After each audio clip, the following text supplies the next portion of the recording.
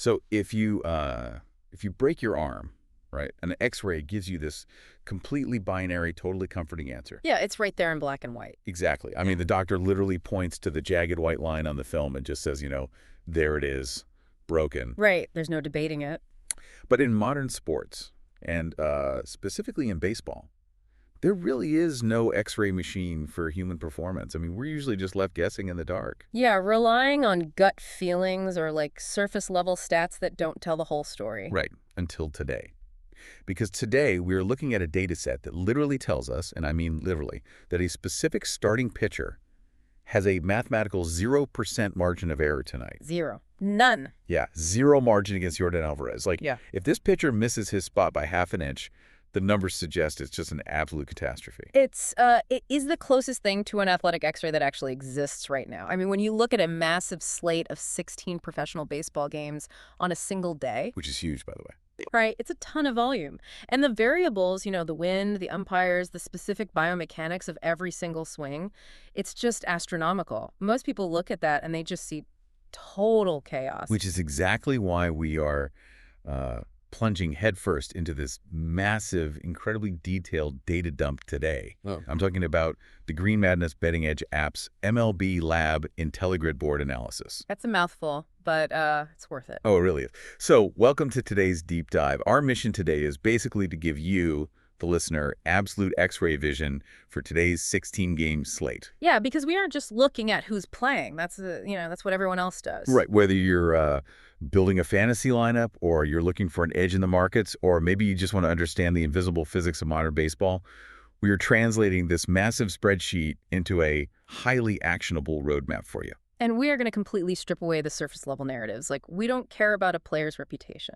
We don't care what their batting average was back in April. We are going to decode the underlying mechanisms, right? Yeah, the actual mechanics of what's happening. The launch angles, the whiff percentages, the aerodynamic variables. We're doing this to find the exact statistical anomalies that, frankly, the general public is completely missing. So let's just start with the foundation. The data organizes all this chronologically, and we will too, because these early afternoon games perfectly illustrate the core metrics we really need to understand today. It's a great place to start. Right. So we're looking at the 12:05 p.m. doubleheader dynamic. This is at PNC Park, Milwaukee, and Pittsburgh. Game 1 and Game 6 of the slate. Yeah. So Game 1 features Shane Drohan going up against Bubba Chandler. The IntelliGrid immediately isolates Drohan. I mean, he's got this .29 expected ERA and a 22.8% strikeout rate. Which is solid. It is, but the algorithmic siren is actually blaring for a specific batter here. Brice Turang. Yeah. The data basically flags Turang for over 1.5 total bases, and that's sitting at plus 130 odds. So I want to unpack this Platoon hit rate thing that data is leaning so heavily on here. It says Turang has an 80% L10 Platoon hit rate. Yeah, so let's break down the physiology of that stat because it's crucial. I mean, a standard batting average is just a blunt instrument, right? Just totally broad. Right. It lumps every single at-bat over a grueling 6-month marathon into one single number. But a platoon hit rate, that isolates a highly specific biomechanical advantage. Okay, break that down for me. Sure. So Turang is a left-handed batter, and Bubba Chandler is a right-handed pitcher. When Turang stands in the box, Chandler's release point is visually advantageous to him. Because the angle. Exactly. The pitch is traveling across Turang's field of vision, moving toward his dominant eye. It's not starting behind his left shoulder and sweeping away, which is what happens when a lefty faces a lefty. Oh, right. So he gets, fraction of a second longer to just track the seams of the baseball. Yeah, and that fraction of a second is an absolute eternity in this sport. So the L10 part of the metric signifies his last 10 games where he has faced a right-handed pitcher. Okay, so it filters out the lefty-lefty matchups entirely. Completely. In those specific, visually advantageous situations over his last 10 games, Turang has registered a hit 80% of the time. Man, 80%. I imagine the reason the IntelliGrid values that so highly is because it's measuring his current neuromuscular state. Yes, exactly. It doesn't matter if he was slumping 2 months ago when his timing was all messed up. An 80% success rate right now tells us his bat speed, his hip rotation, his optic tracking, it's all firing in perfect synchronicity today. And the algorithm actually confirms that by looking at the L20, the last 20 games. Okay, so expanding the window a bit. Right. Turang's L20 platoon hit rate is 75%. So when you have a massive 80% in the immediate short term, and it's supported by this highly stable 75% over a larger recent sample. It just proves this isn't a fluke. Exactly. It's not just a couple of lucky bloop singles, His swing mechanics are locked into this highly repeatable groove against right-handed pitching. And the data set adds one more layer to this, which is the BVP, or batter versus pitcher history. Always controversial stat, but yeah. Right, because Turang is hitting .667 up against Chandler specifically, but that's only over 3 plate appearances. Now, I know 3 plate appearances is a microscopic sample size. Usually you'd just throw that out as statistical noise, wouldn't you? Normally, yeah, you'd completely ignore it. But because it sits on top of that 75% stable L20 base, it feels more like a confirmation here. It tells me Turang has already proven his eyes can pick up Chandler's specific release point. Yeah, the IntelliGrid basically combines all of those factors. You've got the stable platoon advantage, the current neuromuscular form, the historical visual success, and it spits out an IntelliGrid power edge score of 75 for this prop. Which is massive. Yeah, that is an elite grade. Okay, so it sets a fascinating baseline for how we evaluate these matchups. Moving to Game 2, the 2-point PM game at Target Field, we've got the Angels facing the Twins. Right, Ryan Johnson versus Joe Ryan. Yeah, and the data isolates Joe Ryan for over 6.5 strikeouts. Now, Ryan is carrying a 28.4% strikeout rate, which is great. But the IntelliGrid bolds, highlights, and underlines is his 13% whiff rate. That's the holy grail right there. Right. I mean, most casual fans looking for a strikeout prop, they're just going to check the box score from the guy's last start. Which is a terrible idea. Yeah, I imagine relying on the final result is a total trap because it doesn't tell us, how much the pitcher had to rely on borderline umpire calls or just terrible swings by the batter. Exactly. Look, strikeouts are the symptom, right? Yeah. The whiff rate is the underlying disease. A 13% whiff rate means that out of every 100 pitches Joe Ryan throws, batters are swinging completely through thin air 13 times. Just totally missing it. Yeah. If a pitcher relies on called strikes, painting the black, hoping the batter just watches it go by, that pitcher's success is entirely dependent on the home plate umpire's mood. Oh, for sure. Or the visual acuity that day. Or even the catcher's framing ability. You're putting your money on the umpire at that point, not the athlete. Exactly. But a whiff is an undeniable physical event. It is pure dominance. The batter committed to the swing, and the pitch was so deceptive with such elite spin or velocity that the bat just hit nothing but oxygen. Love that. So a 28.4% strikeout rate backed by a 13% whiff rate indicates Joe Ryan is completely controlling his own destiny. He possesses the internal mechanism to miss bats, meaning he doesn't need outside variables to break his way to clear that 6.5 strikeout hurdle. Plus, the board also likes Brooks Lee for over 1.5 total bases in that one at plus 125, just to throw that out there. Yeah, worth noting. But that distinction about whiff rates completely reframes how you scout a pitcher. You don't want the artist painting the corners, you want the overpowering force missing the bat entirely. So, speaking of missing bats, let's look at Game 3. The Athletics at the White Sox. We've got Gage jump versus Brian Hudson. Yep. The data points us towards Shea Langeliers at even money, plus 100, and Colson Montgomery at plus 138, both for over 1.5 total bases. And the algorithm leans heavily on the platoon advantage here again.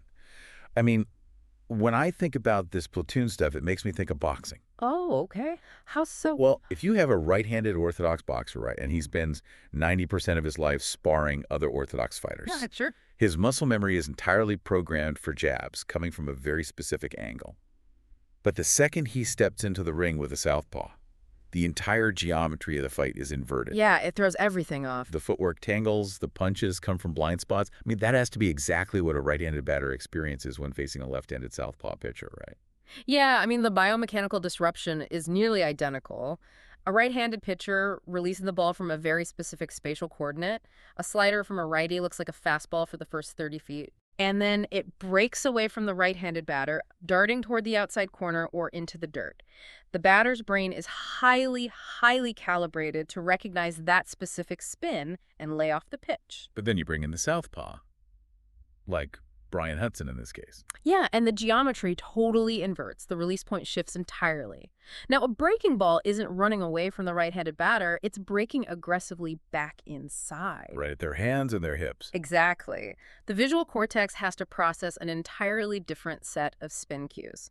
So the data obsesses over Colson Montgomery's 64% L20 platoon hit rate because it proves his central nervous system is currently perfectly synchronized to process those inverted southpaw angles. And we ignore his season-long batting average completely. Yeah, because it includes data from months ago when his timing might have been slightly off. Right, We only care about his neurological calibration right now, today. Right. Okay, so we've established a pretty solid foundation of how biomechanics and recent form dictate these matchups. But as we pivot into the late afternoon, the 4.0 p.m. grind, the IntelliGrid introduces this massive new variable. Yeah, we have to look outside the vacuum now. Right. We are no longer just looking at the pitcher and the batter. We have to look at the atmosphere. We are looking at Game 4, which is the Yankees at the Nationals in D.C., and Game 8, the Red Sox at the Mets in New York. So we have Cam Schlittler against Miles Mikolas in Washington and Brayan Bello against Freddie Peralta at Citi Field. Yeah. And if we are treating the baseball as an aerodynamic object, the environment fundamentally changes its behavior. 100%.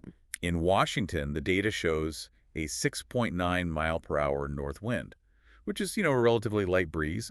But in New York, we are staring down an 11.4 mile per hour east wind at Citi Field, blowing right in off the water. That's a heavy wind. Yeah. And the IntelliGrid suggests betting the under on strikeouts for both Mikolas in D.C.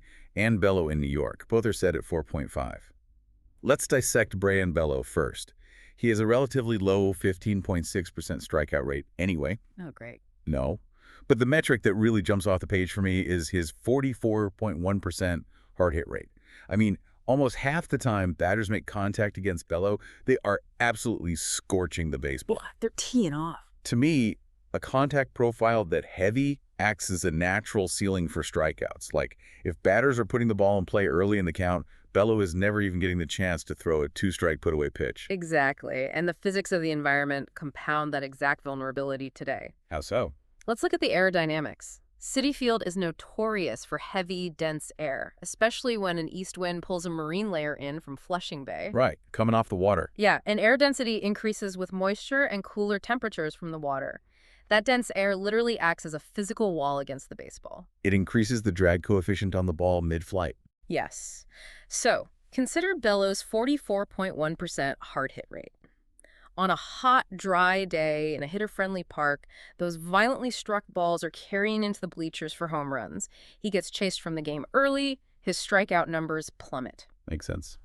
But today, in Queens, with an 11.4 mile per hour wind and a dense marine layer pushing back against the ball, those 105 mile per hour rockets off the bat are just going to die on the warning track. Wow, they turn into long fly ball outs. Exactly. The environment is actually bailing him out of his own mistakes. He's going to survive deeper into the game because the dense air is suppressing the damage, but he still won't generate strikeouts because his fundamental mechanism, missing bats entirely, just doesn't exist. That's wild. The weather turns potential home runs into loud outs, but it obviously can't miraculously force batters to swing and miss. Right, you can't fake a whiff. And the logic applies differently, but it actually arrives at the same conclusion for Miles Mikolas in Washington. Because the air is lighter there today. Yeah, only a 6.9 mile per hour wind. The ball will travel relatively normally, but Mikolas is carrying an abysmal 7.6% whiff rate. Yikes. Yeah, his stuff simply isn't deceiving anyone. He pitches to weak contact by design, or by limitation, really. In a neutral environment, he isn't going to suddenly overpower major league hitters. So the under 4.5 strikeouts is the mathematically sound play in both stadiums, but for entirely different atmospheric reasons. I mean, that changes how you watch the game. Every fly ball in New York today is going to be a physics experiment in real time. Literally. Okay, let's shift gears to Game 5. The Rockies at the Giants. Oracle Park in San Francisco. We've got 63.9 degrees and 8.1 mile per hour west wind. Kyle Freeland is pitching for the Rockies against Tyler Mahle for the Giants. And the IntelliGrid practically demands our attention on one specific prop here. Yeah, Heliot Ramos over 1.5 total bases at -115 against Freeland. The numbers the algorithm spits out here are just staggering. Ramos has an 89% L10 and an 89% L20 platoon hit rate. I mean, a metric that high over a 20-game sample is bordering on statistical inevitability. Heliot Ramos is fundamentally terrorizing left-handed pitching right now. He's unstoppable. Yeah, his form is completely insulated from normal baseball variance at this point. But the piece of data that really elevates this from a good bet to an absolute mandatory look is the historical sample. Ramos is hitting .375 against Freeland over an astonishing 16 plate appearances. Which is huge. Yeah, earlier we noted that 3 plate appearances is a tiny sample. But 16 plate appearances between one specific batter and one specific pitcher in the modern era of baseball, that's an eternity. It is. It's an entire volume of encyclopedic knowledge that the batter has built on the pitcher. I mean, starting pitchers rarely go a third time through the batting order anymore. Yeah, the hook comes fast. And players change uniforms constantly. So to accumulate 16 plate appearances against Kyle Freeland means Heliot Ramos has seen Freeland's entire physiological range. He's seen it all. Yeah, he has seen Freeland's fastball when his arm is fresh in the first inning. And he has seen the slider when Freeland is fatigued in the 6th inning. He probably knows the subtle, subconscious tells. He knows if Freeland drops his elbow a quarter of an inch when he's throwing a changeup. Exactly. A .375 average over that massive sample size completely eradicates the concept of luck. Ramos possesses a complete kinesthetic and visual mastery over Freeland's arm angles. Wow. And when you combine that historical dominance with Freeland's really low 17.9% strikeout rate, you realize Freeland just doesn't have the velocity to blow a fastball past him. He can't just power out of it. Right. Freeland has to rely on location and trickery. And the data proves Ramos is completely immune to Freeland's tricks. Okay, so we just saw how heavy wind acts as a physical barrier for struggling pitchers, and how a batter's historical mastery can override almost anything. But what happens when you remove the environment completely? You mean the domes? Yeah. What happens when you strip away the wind, the temperature drops, and the humidity entirely? That brings us to what the IntelliGrid refers to as indoor anomalies. Game 7 and Game 9. Right. Game 7 is the Mariners at the Rays at Tropicana Field. And Game 9, the Guardians at the Marlins at Lone Depot Park. Both are climate-controlled indoor stadiums. 0 wind. Stable temperature. Pure laboratories. Exactly. And the data heavily hammers the over on strikeout props here. Logan Gilbert, over 6.5 Ks. Griffin Jax, over 6.5 Ks. Yuri Perez, over 5.5 Ks. Yeah, the math loves them today. So if we remove the atmospheric chaos, we essentially create a pure physics laboratory. Yeah. And I have to assume that in a vacuum, a pitcher's underlying metrics are just amplified because the air isn't interfering with the ball's spin. Yeah, let's look at the Magnus effect for a second. Okay. When a pitcher throws a breaking ball, the seams of the baseball catch the air, creating areas of high and low pressure that force the ball to curve. Basic physics, yep. Right. In an outdoor stadium, a sudden gust of wind or a drop in humidity totally changes the friction on the ball mid-flight. A slider that is supposed to dive might just flatten out and get hit into the upper deck. So the environment introduces randomness. Always. But inside a dome, the atmospheric pressure and humidity are perfectly standardized. The friction coefficient on the baseball is identical on every single pitch. So there's no variance. None. If Logan Gilbert throws a slider with 2,800 RPMs of spin, the Magnus effect is going to pull that ball down exactly 14 inches every single time. It becomes a perfectly repeatable physics equation. Which explains why their underlying numbers are so crucial here. I mean, Gilbert has a 30.1% K rate and a 16.1% whiff rate. Jax has a 30.6% K rate and a 17% whiff rate. Perez sits at 27.4% and 14.4%. And those are elite, top percentile swing and miss profiles. When you give a pitcher with a 17% whiff rate, a perfectly stable laboratory environment, their breaking pitches become practically unhittable. Because the movement is so sharp. Right, and it's completely uncompromised by the air. The batter gets absolutely no help from a random gust of wind knocking down a pop-up. It is pure, concentrated pitching dominance. The IntelliGrid attacks these indoor props because the environment ensures the pitcher's elite mechanics translate directly to the final result. It's like watching a high-performance race car on a perfectly paved, climate-controlled track instead of like a dirt road. You are seeing the machine's true top speed. That is a perfect analogy. Okay, so as the sun sets and we move into the evening slate, the volume of games really hits its peak, and the data begins to pivot away from environmental factors and focuses intensely on historical dominance. We are entering the 6.2 p.m. to 7.15 p.m. window. Prime time. Yeah. Game 10 is the Phillies at the Tigers. Christopher Sanchez versus Casey Mize. Game 12 is the Royals at the Orioles. Noah Cameron versus Kyle Bradish. And by the way, the board loves Bradish. Over 5.5 Ks with his 26.7% per K rate. Yeah, that's a very solid play. But the IntelliGrid really flags Tree Turner for over 1.5 total bases against Mize and Taylor Ward for over 1.5 total bases against Cameron. And the connecting tissue here is that both Turner and Ward have a .333 batter versus pitcher average against these specific starters. Right, that BVP dominance again. Yeah, and I want to dig into the biomechanics of this, because we hear commentators say a batter is, seeing the ball well. But what is actually happening neurologically when a batter hits .333 against one specific pitcher, even if the batter is having a completely mediocre season otherwise? Well, it comes down to visual processing and pitch tunneling. Let me give you the breakdown. A major league fastball reaches home plate in roughly 400 milliseconds. Okay. The batter has about 150 milliseconds to visually process the pitch, identify the spin, and decide whether to swing. Literally the blink of an eye. Less than that, actually. So elite pitchers use tunneling. They throw a fastball and a slider that follow the exact same trajectory, the exact same tunnel in the air, for the first 30 feet out in the hand. They look identical. Exactly. By the time the slider breaks out of the tunnel, the batter's 150 millisecond decision window is already closed. So the batter swings at where they think the fastball is going, and the ball simply disappears. Yep. But some batters' visual cortices naturally sync up perfectly with certain pitchers' mechanics. Like they could decode it. Yeah. Maybe Casey Mize subtly changes his wrist angle when throwing his secondary pitches. It might be entirely imperceptible to 99% of the league, but Trea Turner's brain subconsciously identifies that micro-movement instantly. He's picking up the tell. Right. He isn't guessing. His brain is breaking the pitch tunnel before the ball even travels 10 feet. That .333 BVP is a mathematical symptom of ultimate visual clarity. The IntelliGrid recognizes that neurological advantage and issues a power edge score of 75 for it. Man, and we see the market completely misinterpret this exact phenomenon in Game 11. Oh, the Astros game? Yes, the Astros at the Rangers. Another indoor game, actually, at Globe Life Field. Peter Lambert against Kumar Rocker. Ezekiel Duran is flagged for over 1.5 total bases at plus 201 odds. Plus 201 is wild. All right. At plus 201, the betting market implies roughly a 33% probability of success. The market thinks this is a massive long shot. But the IntelliGrid sees Duran hitting .500 against Lambert over 4 plate appearances, layered on top of a highly stable 65% L20 platoon hit rate. Yeah, the market is pricing Duran based on his general season-long public perception. You know, how he's been playing overall. But the algorithm doesn't care about that. Not at all. The algorithm is pricing Duran based on the pure physics of his current swing path intersecting with Lambert's specific release point tonight. The data screams that plus 201 is a massive mispricing of reality.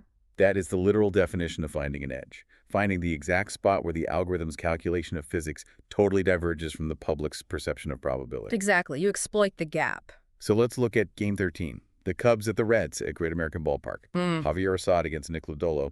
And the IntelliGrid locks on to Pete Crow-Armstrong, sitting at plus 115 for over 1.5 total bases. The data behind this is legitimately terrifying for the pitcher. Yeah, it's brutal. Crow-Armstrong boasts a 91% L20 platoon hit rate, and he hits .444 over 9 plate appearances against Lodolo. I really want you to digest that 91% metric for a second. Baseball is a sport where if you fail to get a hit 7 times out of 10, you are considered a Hall of Famer. Right, a .300 average is elite. But Pete Crow-Armstrong, in his last 20 games, when given the platoon advantage, is succeeding 9 out of 10 times. And he's hitting .444 specifically against Lodolo in 9 tries. I mean, he practically owns the deed to the pitcher's mound at this point. He's very comfortable in that box against him. But I want to flip the perspective to the other side of this game. The Cubs pitcher, Javier Assad. The IntelliGrid recommends betting the under on his 4.5 strikeouts prop. Assad has a 14.9% strikeout rate and a miserable 6.5% whiff rate. Yeah, not missing many bats. Let me bring my boxing analogy back for a second. Let's hear it. If guys like Joe Ryan and Griffin Jacks are heavyweights with one-punch knockout power like they miss bats entirely, they end the fight on their own terms, Javier Assad is a boxer who completely lacks a knockout punch. Okay. He has to survive entirely on the judges' scorecards. He has to jab, dance away, pitch to contact, and just pray his infielders make diving stops, or that the umpire gives him a strike on the edge of the plate. It is the absolute perfect characterization of a pitch-to-contact survivor. But doesn't that survival strategy make him incredibly vulnerable to any batter who specializes in putting the ball in play? I mean, we need to talk about his WHIP here. Yeah, let's get into it. Before we do, let's just establish that WHIP stands for walks and hits per inning pitched. It measures how much traffic a pitcher allows on the base paths. If a pitcher lacks a knockout punch, I assume their WHIP is just constantly under threat. Oh, absolutely. When you have a 6.5% whiff rate, you are fundamentally incapable of dictating the end of an at-bat. You throw a two-strike curveball, hoping for a strikeout, and the batter just spoils it, fouling it off. Yeah. You throw another, they foul it off again. The at-bat extends. The pitcher's pitch count rises. Eventually, the batter puts the ball in play. Pfaadt is surviving by inducing weak ground balls, but the moment the ball leaves the bat, he is entirely reliant on the whims of the defense and the turf. Which is terrifying. So betting on him to reach 5 strikeouts is mathematically asking the boxer with no power to suddenly win by knockout. It violates his genetic makeup as a pitcher. Exactly. The underlying mechanics just aren't there to support the required outcome. All right, as we push into the late evening, we hit the West Coast slate, the 8:40 p.m. and 9:00 p.m. games. This is where the IntelliGrid highlights the starkest contrasts on the entire board. Yeah, the extremes really come out late. We're looking at the collision between highly vulnerable pitchers riding on their reputations and elite statistical aces operating at peak efficiency. Game 15, the Blue Jays at the Padres. Trey Savage against Walker Buehler. Buehler. Yeah, this is a fascinating one. The prop focus zeroes in on Nathan Lukes at +166 and Dalton Varsho at +158, both to get over 1.5 total bases. The data essentially paints a giant red target on Walker Buehler's back. It does, and this is where data serves to completely sever reputation from current reality. Because of the name value. Right. The casual fan hears the name Walker Buehler and instantly visualizes the dominant, overpowering ace from a few years ago. But the IntelliGrid strips away the name on the jersey and looks purely at the kinetic output of the arm right now. Well, what does it see? It sees that Buehler currently holds an 18.4% K rate and an incredibly concerning 8.8% whiff rate. Wow. For a pitcher whose entire career was built on high-velocity dominance, an 8.8% whiff rate suggests a severe degradation in stuff. Yeah, whether it's the lingering effects of injury or mechanical fatigue or just a drop in spin rate, the fastball no longer has that late rising life. It's flattening out. Exactly. The breaking balls no longer tunnel effectively. Batters are seeing the pitches clearly and putting the bat on the ball. The IntelliGrid issues a power edge score of 75 for both Lukes and Varsho tonight. Because it detects the intersection of Buehler's inability to miss bats and the batter's historical ability to punish him. I mean, both Lukes and Varsho carry a .333 BVP against Buehler. Right. They already have a history of hitting him well. So you have left-handed batters who have already proven they can barrel up his pitches, facing a diminished version of the pitcher. The plus money odds are a gift from a betting market that is still nostalgically pricing Buehler based on the back of his baseball card. The spreadsheet does not care about nostalgia, my friend. It only cares about the rotational physics of the pitcher's arm tonight. Okay, let's contrast that vulnerability with Game 16. The Diamondbacks at the Dodgers. Brandon Pfaadt against Yoshinobu Yamamoto. The IntelliGrid is all over Yamamoto, pounding the over on his 5.5 strikeouts. And rightfully so. Yamamoto is operating in a completely different stratosphere. He boasts an elite .27 expected ERA, a 27.8% K rate, and a 13.7% whiff rate. Just crazy numbers. Now, expected ERA, or xERA, removes defensive luck entirely, right? Okay. It looks purely at how hard the batters are hitting the ball and at what launch angle. Precisely. If a pitcher gives up a screaming line drive that happens to go right into the shortstop's glove, their traditional ERA stays perfect. Because it's an out. Right, but xERA penalizes the pitcher for giving up that loud contact. Yamamoto's .27 by ERA means that based on the actual physics of the contact he is allowing, he is practically unhittable. He's a machine? He is a surgeon with a scalpel. He is missing bats entirely, and when batters do manage to touch the ball, the contact is weak, off balance, and harmless. But the data doesn't just praise Yamamoto here. It heavily targets the opposing pitcher, Brandon Pfaadt. It flags Freddie Freeman for over 1.5 total bases at +101. Now, this is the crown jewel of the batter versus pitcher data for the entire slate. Okay, lay it on me. We noted earlier that 16 plate appearances is a large sample, right? With Heliot Ramos, yeah. Right. Well, Freddie Freeman has a .333 average against Brandon Pfaadt over 24 plate appearances. Wait, 24? 24. It is an oceanic sample size. It means Freeman has faced Pfaadt in every conceivable atmospheric condition, every stadium, every leverage situation, bases loaded, 2 outs, first inning, 9th inning. And through all of that chaotic variance, Freeman's visual and biomechanical processing of Pfaadt's pitches remains locked in at a .333 clip. Yes. Layer on Freeman's 80% L20 platoon hit rate, proving his current form is also elite. So you have elite current form colliding with an elite battle-tested historical sample at plus money odds. That's beautiful. It's the perfect store. All right, we are going to pull back the lens now. We have spent a good chunk of time dissecting the game-by-game micro view, the base hits, the strikeouts, the win vectors. But we really need to look at the macro high-event anomaly. The big swings. Yes. We are entering Act 3, what the IntelliGrid calls the Launch Lab Premium Home Run Report. If you are listening to this right now and you want to know who the math says is most likely to hit a ball 450 feet into the bleachers today, this is the algorithm that predicts it. This is where it gets really fun. Oh, yeah. Before we reveal the targets, we must define the two core concepts driving the algorithm, ISO and XWOBA. Break the math down for us really quick. Sure. Let's start with ISO, which stands for isolated power. Traditional batting average is a flawed metric for evaluating danger because it treats a bloop single that barely leaves the infield exactly the same as a 450-foot grand slam. They both just count as one hit. Right. ISO strips away the singles entirely. The math is simple. Slugging percentage minus batting average. By subtracting the batting average, you are literally isolating a batter's raw ability to generate extra bases. Okay, got it. A league average ISO hovers around 0.140. Anything cresting over 0.210 is considered excellent top-tier power. Okay, what about XWOBA? Expected weighted on-base average. XWOBA is the ultimate measure of offensive impact because it ignores the actual result of the play and evaluates the kinetic energy of the swing itself. It measures exit velocity and launch angle. So it's process over results. Exactly. If you smash a baseball 110 miles per hour at a perfect 25-degree launch angle, but the center fielder makes a miraculous leaping catch at the wall, your traditional batting average plummets. You are penalized for bad luck. The spreadsheet just says out.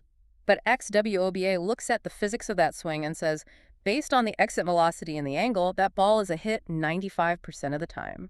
It assigns a massive positive value to the swing. So a batter combining a high ISO with a high XWOBA is currently swinging the bat with violent optimized efficiency. Yes, they are hitting the ball consistently hard and consistently in the air. Which brings us to the first alert. Shohei Ohtani versus Brandon Pfaadt. Ohtani is carrying a .429 XWOBA and a .307 ISO. Those are monstrous video game numbers. Remember, .200 ISO is excellent. Ohtani is over .30, and he is stepping into the box against Pfaadt, a pitcher who currently allows 1.49 home runs per 9 innings. And Pfaadt's pitch profile naturally induces fly balls. Exactly. You put a fly ball pitcher against a batter with a .307 ISO, and the Launch Lab algorithms just start melting down. But wait, I need to interrupt you because I am looking at the next name on the IntelliGrid list, and my brain is completely rejecting the math here. Uh-oh. Who is it? Detroit's Eduardo Valencia versus Philadelphia's Christopher Sanchez. The data lists Valencia with a 1.131 XWOBA and a 3.0 ISO. Ah, yes, the Valencia anomaly. Wait. Stop right there. You just defined the league average ISO as .140. How is a 3,000 ISO even mathematically possible? Did the data feed glitch? No, the data feed is perfectly accurate. It is highlighting a severe, highly volatile, microscopic recent sample anomaly. Let's walk through the arithmetic of how a 3-point ISO is even born. Please do. We established ISO is slugging percentage minus batting average. Slugging percentage is calculated by taking total bases and dividing by at-bats. A single is 1 base, a double is 2, a triple is 3, a home run is 4. Right, I follow the formula. So to achieve a 3-point synod ISO, your slugging percentage must be exactly 3 points higher than your batting average. The only way the math allows for this is in an incredibly tiny sample size where literally every single hit the player has recorded has been a home run. Okay, let's invent the scenario. A guy gets called up from the minors. He has exactly 3 at-bats, and he hits 3 home runs. Okay, let's do the math on your scenario. 3 hits divided by 3 at-bats equals a 1.0 batting average. Right. Now for slugging. 3 home runs multiplied by 4 bases each equals 12 total bases. 12 total bases divided by 3 at-bats equals a 4.0 slugging percentage. Okay. 4.000 minus 1.000 gives you your 3,000 ISO. That is just absurd. It's a mathematical snapshot of absolute perfection. It is entirely unsustainable, yes, but it is highly actionable today. Valencia has a microscopic recent sample size, but the algorithm flags it because his current biomechanical swing is producing nothing but maximum velocity moonshots right now. And today he is facing Christopher Sanchez. Right, and Sanchez has a very specific pitching split. He allows 1.04 home runs per 9 innings, specifically to right-handed batters, Valencia is a righty. Wow. So the algorithm detects a batter swinging a violently powerful bat right now, locking onto a pitcher whose exact pitch tunneling and arm angle lean heavily toward surrendering right-handed power. Exactly. It's flagging a brief window of supernova heat. It's catching lightning in a bottle. That is fascinating. What other spots does the launch lab target? Look at Ben Rice against Miles Mikolas. Rice holds a potent .396 xWOBA and a .273 ISO. And Mikolas, who we dissected earlier regarding the Washington win, well, he allows a staggering 2.66 home runs per 9 innings specifically to left-handed batters. That is a glaring vulnerability. Huge. And Cody Clemens against Ryan Johnson. Identical logic. Pretty much. Clemens carries a .232 ISO. Johnson surrenders a massive 2.7 home runs per 9 innings to lefties. The algorithm just hunts for the exact intersection where a pitcher's deepest mechanical flaw aligns perfectly with a batter's peak offensive strength. Which transitions us seamlessly into the climax of this deep dive. We are in Act 4 now, the IntelliGrid sniper round and the terrifying concept of zero-margin pitchers. This is where the rubber meets the road. We have spent this hour discussing whiff rates, platoon advantages, dense air, and expected WOBA. The edge board is the apex of the algorithm. It is where all of these disparate data points converge into the most extreme warnings in the entire data set. Yeah, the red alerts. Exactly. The data specifically outlines several zero-margin alerts. Define what a zero-margin alert actually signifies for us. A zero-margin alert means a starting pitcher has absolutely no room for error against a specific batter's current hitting parameters. None at all. None.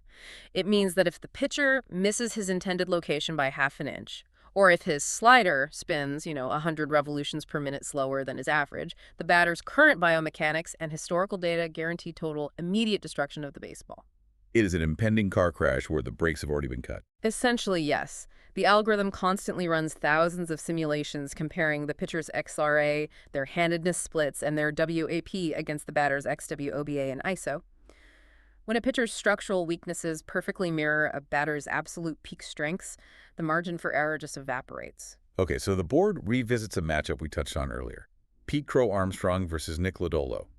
Crow-Armstrong's 91% L20 platoon hit rate. The board classifies Lodolo as a zero-margin pitcher in this specific at-bat. Yeah, it's a nightmare scenario for Lodolo. If we look back at WAP walks and hits per inning, pitched Lodolo sits at a 1.46 WAP alongside a 4.68 ERA.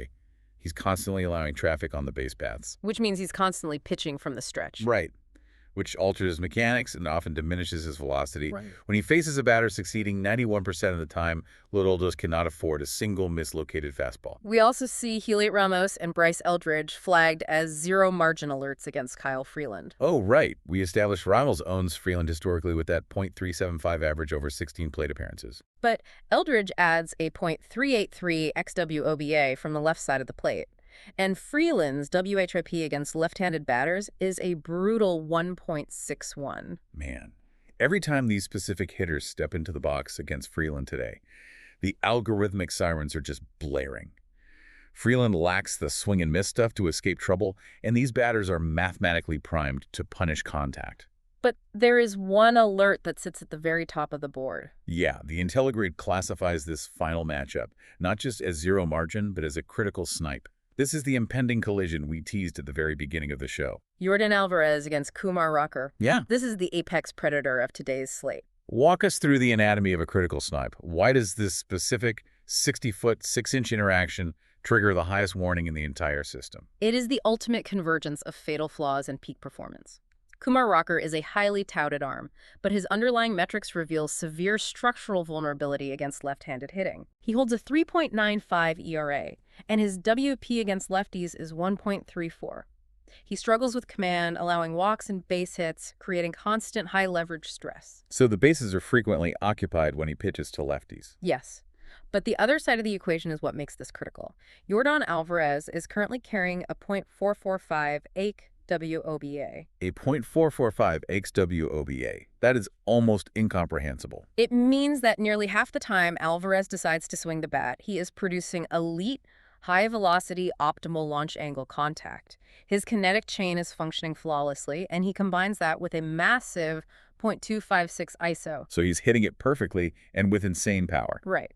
Now, the fatal flaw for Rocker is that he only possesses a 12.2% whiff rate. He does not have the elite swing and miss stuff to reliably strike Alvarez out. He relies on locating his pitches on the extreme edges of the strike zone. But Alvarez's .445 xWOBA proves his plate discipline and bat speed are dialed into absolute perfection right now, so Rocker is totally trapped. Exactly. If he tries to pitch around Alvarez, nibbling at the corners, Alvarez's elite eye means he takes the walk, adding to Rocker's bloated WHIP.